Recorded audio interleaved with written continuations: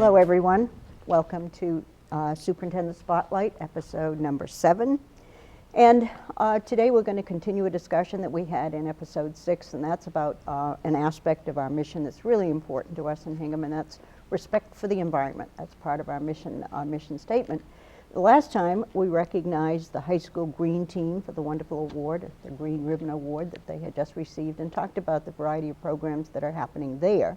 Today we're going to emphasize the elementary and middle school aspect of the program. We'll have 2 segments, and in the first segment I have 3 guests. I will introduce them and we'll begin our conversation. To my immediate left is Becky Case. Becky is an assistant principal at the East Elementary School, and a lot of her time this fall has been spent on a pilot project that we have.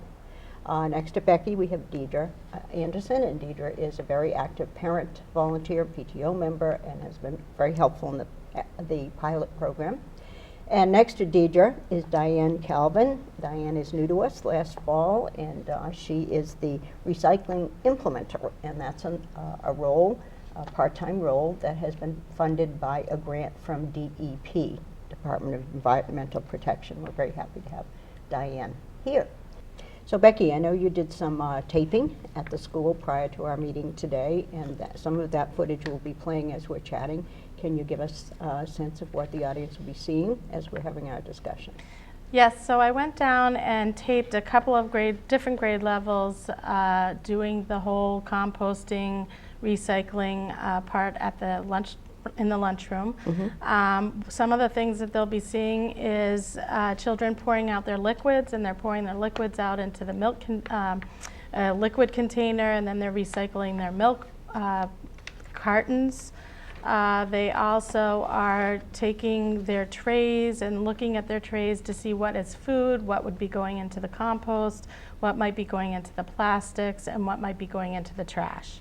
And sometimes the students have to take things out of containers and put them in the compost and then into the trash. Great, thanks.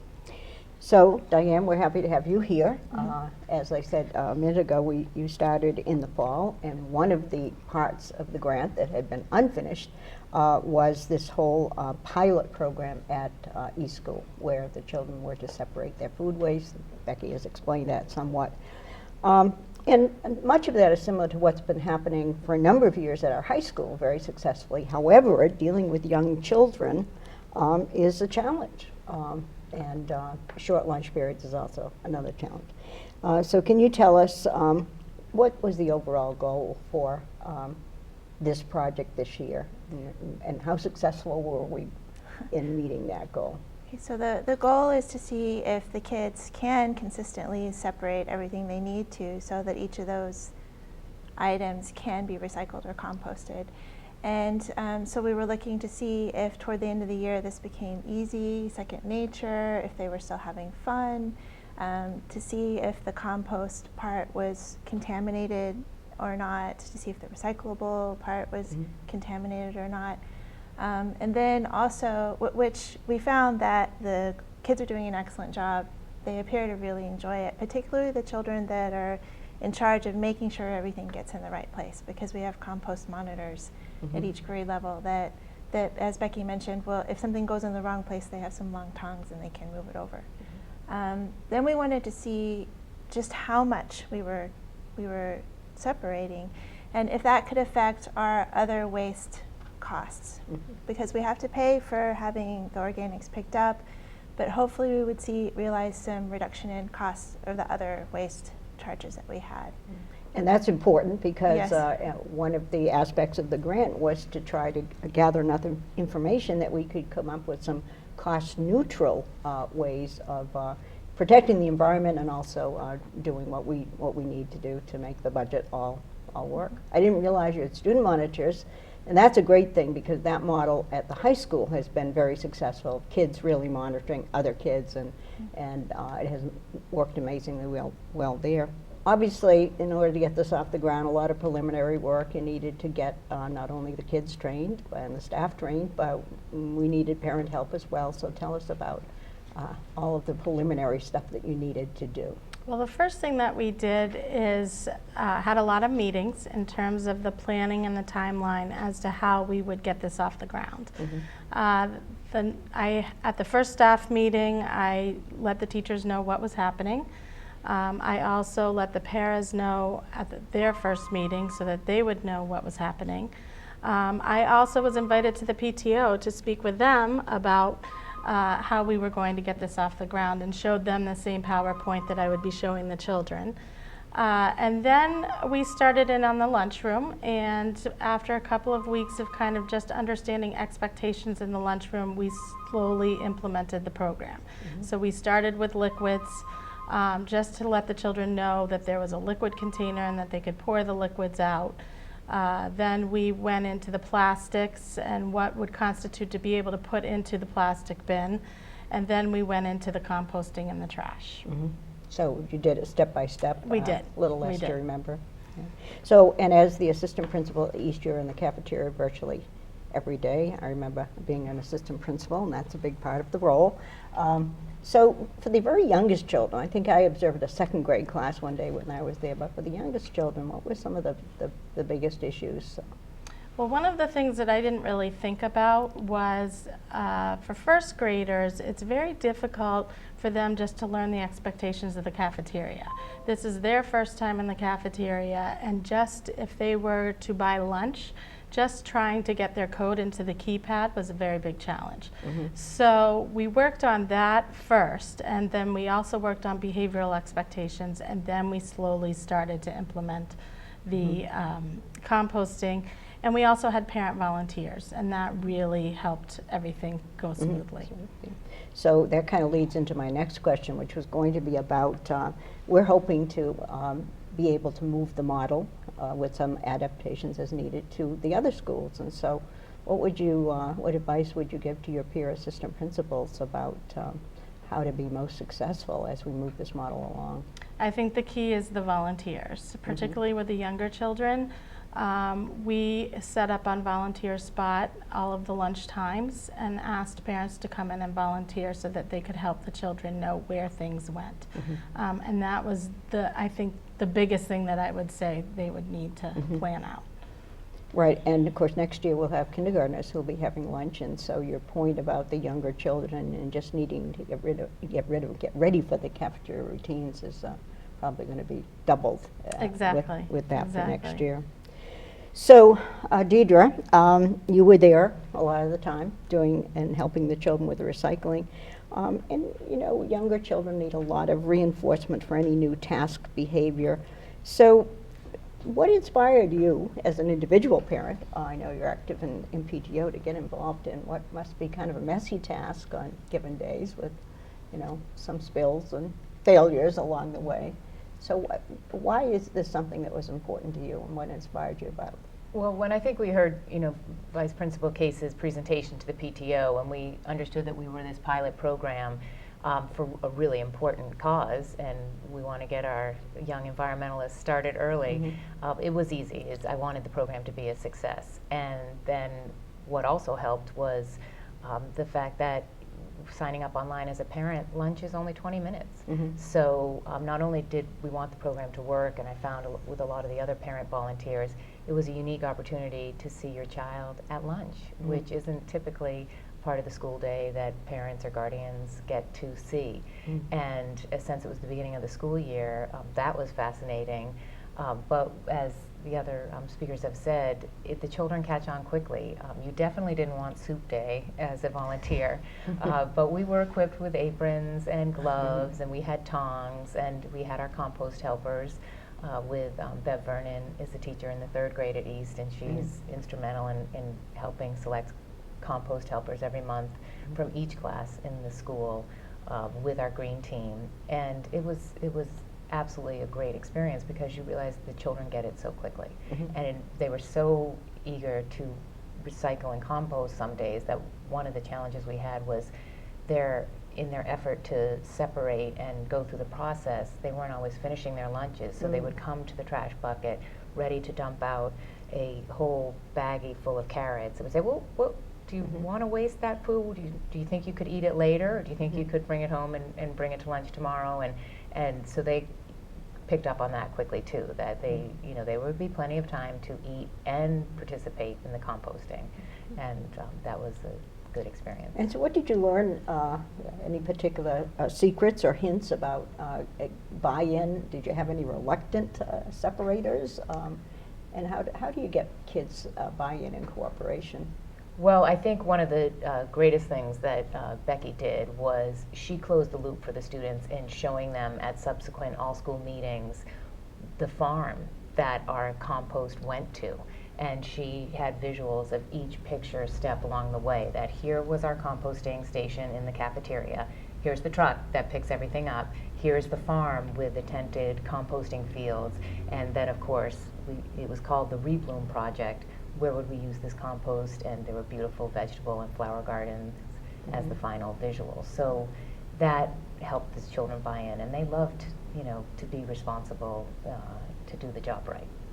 And of course, we're going to talk about those gardens in the next segment. Yeah. There was I talked to a kindergartner, and he said, yes, so we were talking about composting paper towels. He said, yeah, oh, the life cycle of a tree. He said, seed, tree, paper towel, compost, seed. I was like, oh, it's wonderful. It's working.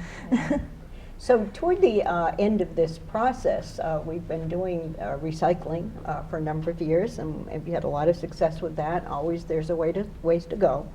But toward the end of this process, we also moved to what we call a single hauler. And I don't know a lot about that, but we had previously separated out our paper and cardboard, and things went into different bins to be carted away. But now this single hauler concept is kind of been an ultimate goal. So can you tell us a little bit more about what that means, Diane, and why it's such an important step to do, not only at East and the high school, we're also working on it there, but to the other schools as well? Yeah, right now we're piloting the single stream at the East and the high school, and what you're doing is taking everything that's recyclable. You're not mixing the trash in. You're just taking all of the recyclables and putting them in one large container to be picked up. And the reason we can do this now is that recycling technology has increased so much that they can mechanically separate that when they take it to a facility. The benefits of this are that we can add some material, some recycled items that we weren't able to recycle with when we were separating them and having them picked up unit by unit. And one of the big ones is milk cartons, which is about 5% of our waste stream in an elementary school. So it's a big deal. And the other thing is it means that there's only one truck coming to pick all those things up, which is a great thing for safety and also for carbon emissions. Great. Okay. So what are some of, from your perspective, we know what we wanted to teach the kids, but what are some of the understandings and the knowledge components that we want kids to know and be able to understand and carry forward into their life and future in Hingham Public Schools and beyond? It's an important thing as kids in elementary school, they start to become aware of the environment. They start to become concerned about it. And then being able to have concrete actions that they can take, something that they can do to affect their world, is really very powerful for them. And what we want to do is, through these efforts, help them understand where all these materials come from and what we save in resources and energy by recycling or composting them. So the great example is paper towels. When we went in to talk to them about separating out the paper towels for composting, the lesson was different depending on the grade level. For the kindergarten and first graders, it was like, where does paper come from? And it comes from trees, and if we can make it into food for trees later, it's much better than just throwing it away. And in second and third grade, we talked about what actually you need to do to compost. You need water, and you need air, and you need microbes, and you need to turn it. And in fourth and fifth grade, they understood all of these things, but they could make a real estimate of actually the impact of how many paper towels the school actually uses in a year, and how much, it could fill a whole classroom if you take all of the paper towels that the East School throws away in a year. So Deidre, how much impact do you think what kids are doing in school has on changing their behavior at home, or in particular behavior of their parents? Do you have any sense of whether there's been that kind of carryover? I certainly do, and I've heard anecdotally from parents that, oh gosh, they come home and they monitor our own trash and recycling. Oh no, they can't go in there, and also I think they're tuning into less packaged goods, less trash. Okay, good point. Becky, I don't want to leave this segment, I know we're running short, but without mentioning another energy saving recent activity at East. So tell us about the bicycle. We had our second annual Walk to Bike to School Day, which entailed a lot of preparation and a lot of publicity. But all in all, I would say more than half the school, in terms of the students, rode their bikes or walked to school last Friday. And it was just a wonderful event in terms of community building and neighborhood building, and it was just a really exciting event. Great, thanks very much. Well, thank you all for joining me in this segment. We're going to take a break. And then we'll be back to continue the conversation with another group of visitors. Thank you. Okay.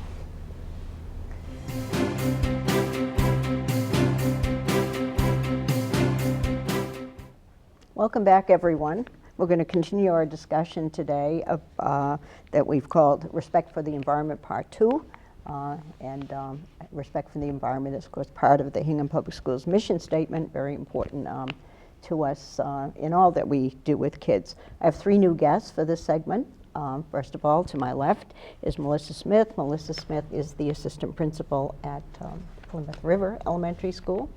And next to Melissa is Brenda Black, and Brenda's a longtime parent volunteer in the Hingham Public Schools and high school PTO rep, at least to the all-town PTO group, and also on the town's long-range waste disposal and recycling committee. My next guest is also a member of that committee, and that's Janice McPhillips, who's also a parent volunteer and also the farm educator and outreach coordinator for Holly Hill Farm. We've had a long-time affiliation with Holly Hill Farm in the Hingham Public Schools. So we'll begin our conversation. I'm going to ask Janice to tell us a little bit about what the audience will be watching as we're speaking, because there was some taping that was done prior to our meeting here today. So what are the audience members going to see, Janice? Well, I spend a lot of time in the Plymouth River School Garden during the school day, and also I teach an after-school program, the Voyagers program, in the fall and in the spring. It's a 6-week-long program. And last week we had some children out in the garden on a beautiful spring day, and we were collecting using some rainwater that had been collected in rain barrels that are hooked up to a couple of gutters that run off a shed that's next to the Plymouth River School Garden. And we use that water to water the plants in the garden instead of using the hose. There is a hose there, but we use rainwater when we can. Last week was also the day that the students were planting Three Sisters Garden. And I brought a little show and tell to show you what we did last week. So these are some corn plants that I started from seed.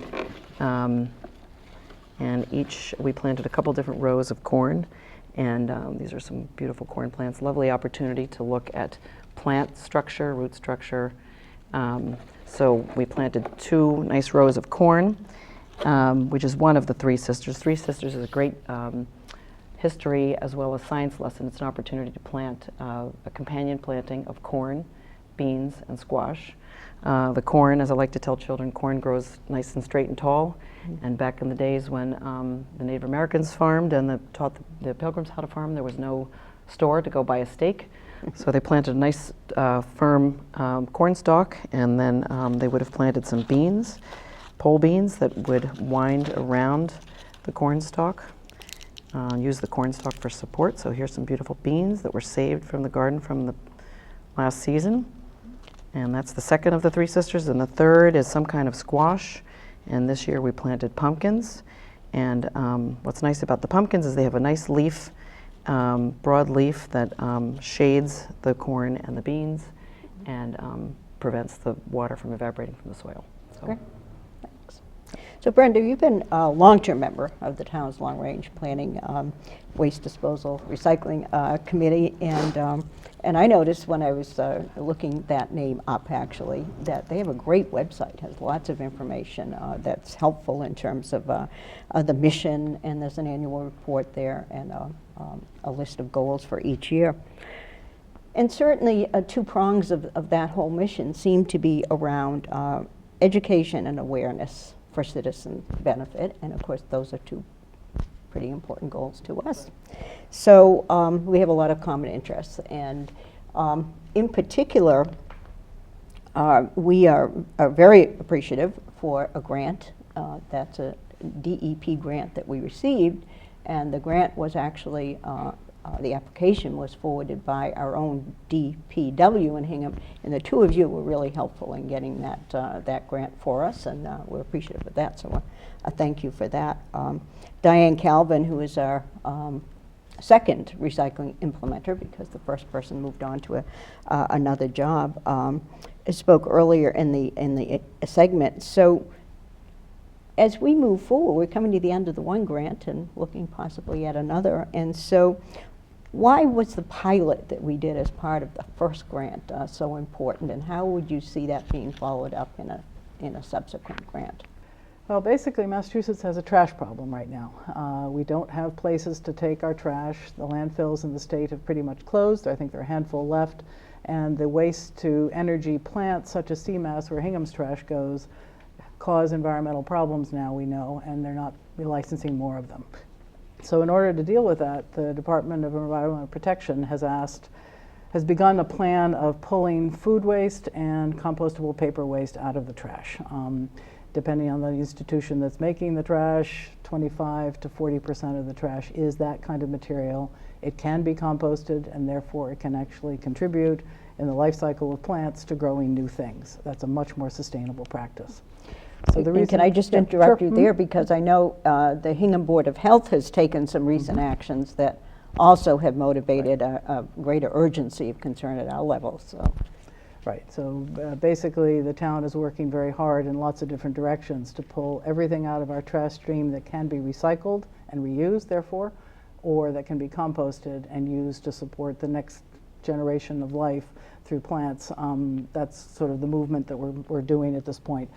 So it's important for kids in school to understand that the waste that they generate, if there's a way to sustainably continue that, they should do that. So learning to pull food waste out of the waste stream, pull paper towels, paper plates, paper cups, those kinds of things that the school actually uses quite a bit of, to have those go into composting instead of into trash is what was the idea behind the pilot project. Yeah. To learn how to do that.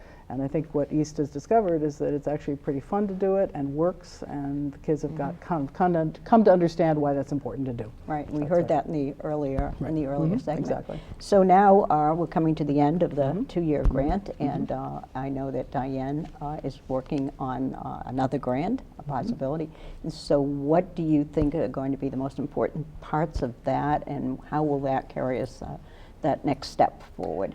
Well, I think every school building has its own logistics in terms of where waste is generated, how it could get collected, how it could get sorted, how the composting stream could be sort of set up and then run.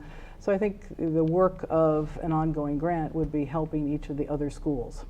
First learn why it's important to do it, then figure out a system for actually doing it within their building, and then tracking the reduction in their waste stream that will go way down if this all gets pulled out for composting. Right.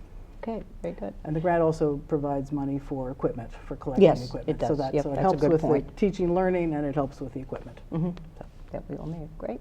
So Janice, you started telling us about the gardens, because in your work with Holly Hill, of course, we have gardens in all of our elementary schools, and of course we have a garden at the high school. I think we're middle school. Of course, this is the first year of operation, and we're still getting all the new systems under our belt there. But so can you talk a little bit about the kind of the overall goals that Holly Hill has for increasing awareness and respect for the environment, and how that works out with respect to the gardens? Well, okay. Holly Hill is an organic farm, and as I like to tell children when they visit the farm, and all school children in Hingham elementary schools, and now actually the high school does come on a field trip as well. So we talk about what it means to be a sustainable agricultural operation. And obviously, sustainability involves composting. So we do a lot of composting on the farm. And it gives us an opportunity to talk about the effect on the environment of not using pesticides, herbicides, and using compost as the main source of fertilizer at the farm. So the mission of the farm is to educate people about that. We began outreach to schools probably about 8 years ago. Actually, when my children were at Plymouth River years ago, the garden was actually started in 2001 and 2002, I think. And it wasn't really, there wasn't a teaching component at Plymouth River until about 2005. I started working at Holly Hill Farm in 2008, and then I took over since I had a connection there. So now there are garden education programs at many grade levels at all elementary schools in Hingham. I teach students at Plymouth River in grades 1, 2, 3, 4, and 5. I don't do any formal education in kindergarten, but I understand there is some garden education that happens at kindergarten students. Now do that go we'll out. have the longer day. Yep. Well, it happens now even with the shortened day, but it will probably happen more next year with a longer day. At Foster, there are students who visit the garden and do different garden education programs in grades, I think it's 1, 2, 3, and 4. South, I think it's 2, 3, 4, and at East, I think it's grades 1, 2, 3, and 4. So different education programs at different grades. Sometimes we're teaching botany, sometimes we're teaching soil science. We're teaching about life cycles of plants and bugs. And it's a lot of fun. And very often there's something to eat, which sometimes stays in the garden and sometimes goes to the cafeteria. Right. So last year we had a great cafeteria event at Plymouth River where students were eating garlic bread from garlic grown in the garden, kale chips from kale grown in the garden, apples that grew on the apple tree out front of the school, and potatoes that the students had planted the spring before, and they were harvested in the fall. Right. So. Great. Of course, school is only in session 10 months out of the year, and so we plant these beautiful gardens in the spring. And then what happens over the summer? What are some of the practical challenges that we have? Yeah, that is a challenge. At some schools, there are committees that organize, and we use something like Volunteer Spot for parents and students to sign up for a week to come and weed and water and harvest. I've seen families sometimes do that. Yep. The last several summers, I've emailed teachers and invited them to come to the garden to harvest the garlic. Garlic is always harvested in July. And Cindy Bonani, who's a teacher at Plymouth River, we work around her vacation schedule because she enjoys it so much that we make sure that it happens when she's available, and it's a lot of fun.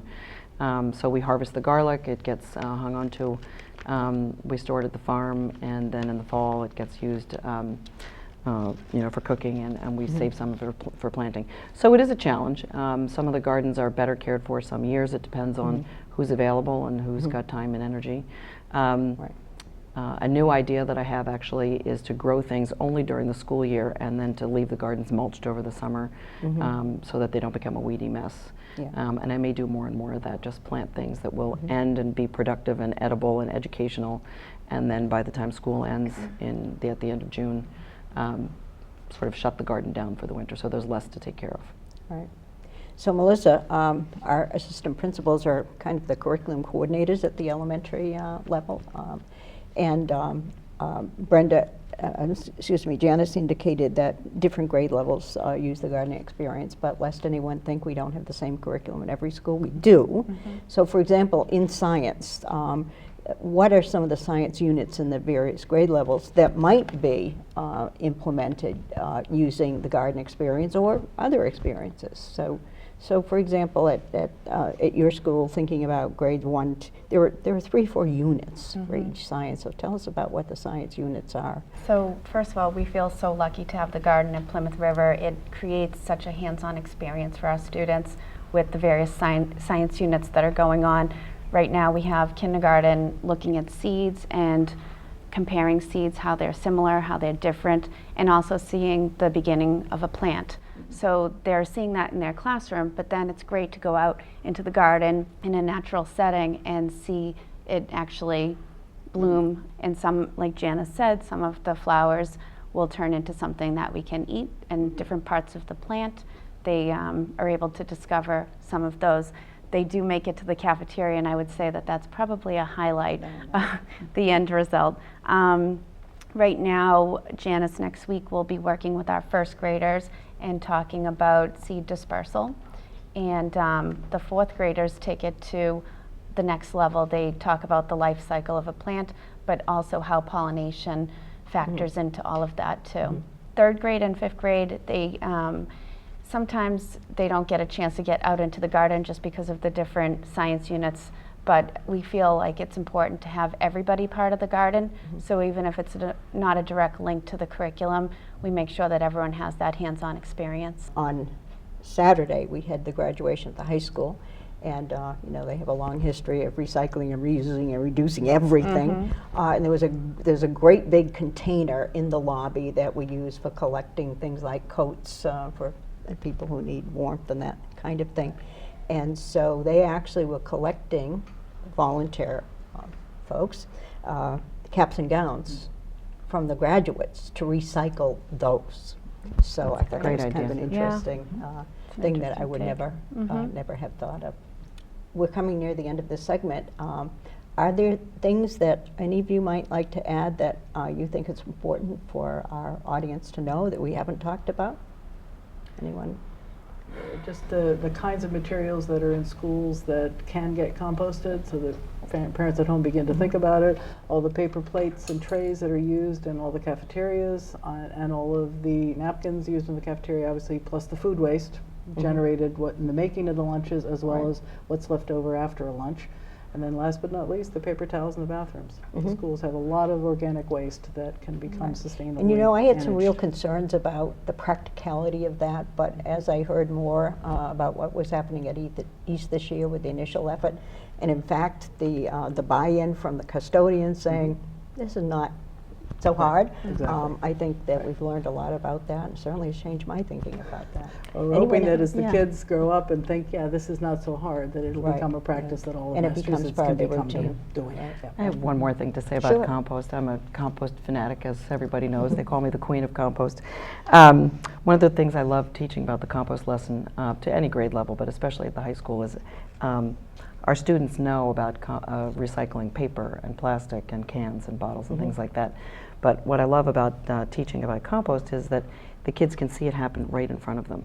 It doesn't go away. You know, when you put something into a bin, it gets taken away and turns into a reusable resource. But a compost bin, and the schools have many around town, is an on-site recycling factory, and it turns into a usable resource. And the high school, for example, has been so successful at this that we've had excess compost that they've been able to sell at the farmers market. We heard in the last segment, the prior episode, actually, that high school is 50 to 90 pounds a day of waste that goes into the compost pile. And that's without paper towels or any of those things as well. And that doesn't include the paper plates, the reusable paper plates. That's just food waste. Looking forward to increase what goes into our compost bin. Right now we only have fruits and vegetables going in, and certainly while that helps our garden, we hope to help the environment in a better way. So we're looking forward to recycling the trays and composting the paper towels as well. Well, I want to thank everyone, but particularly the two of you who've done so much to get us where we are. And I know you would both tell us that we need to do more, and we're going to do that, but we still appreciate where we are, and I'm proud of how far we've come. So thank you all. Good things are happening. So thank you all for listening once again. This has been an important segment.